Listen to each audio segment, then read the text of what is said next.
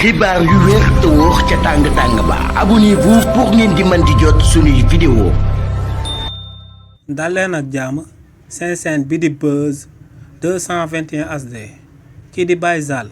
di ak personnalité bu kenn dootu présenté ci milieu artistique bi ci réewu Sénégal nekkoon ménagèru kii di Wally Seck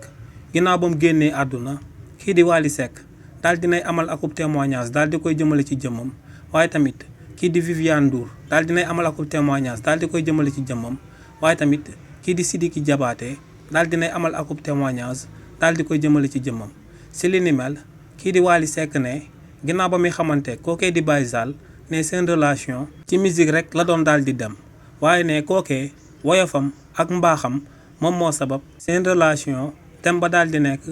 nit ak xaritam daal di weesu li ni mel dem ba daal di nekk akub relation familiale nee nag bu amee succès bu tollee fu mu toll bu amalee jéego yu mu amal ba ñu bëri daal di koy xam ci àdduna bi ne kii di Baye Zale da cee daal di jouer rôle bu ponkal nee nag lu leer ba am moom mooy que ne doomu ndeyam la daal di ñàkk waaye tamit kii di Viviane Ndour ne kii di Baye Zale nit la kum xamoon kum nawoon la koo xam ne la kum yàggoon a daal di jox respect la ndax ne moom ci wàllu boppam kookee di Zale da ko doon oo ngir mu daal di koy jébbal ay conseil donc ne lu leer ba am moom mooy que ne du Wally Seck rek moom moo daal di ñàkk waaye kullu artiste bu nekk ci scène musicale bu Sénégal daal di ngay ñàkk akub xarit akub mag ak akub àndandoo ginnaaw li ni mel tamit kii di Sidiki Diabaté ne moom ginnaaw ba mu ñëwee ci réewu Sénégal ci benn séjour bu bref la xamoon kookee di Baye Zale ne bu demee ba daal di am akub featuring moom ak kii di Wally Seck Baye Zale da cee daal di jouer akub rôle bu am solo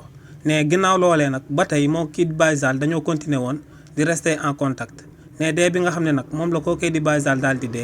dee bu ko daal di bett la nee nag lu leer ba am moom mooy que ne ñàkk na akub partenaire am waaye tamit daal dinay ñàkk akub frère am bi nga xam ne da ko doon jox souvent ay conseils. xibaar yu wér te wóor ca tàng-tàng ba abonnez-vous pour ngeen di mën di jot suñuy vidéo.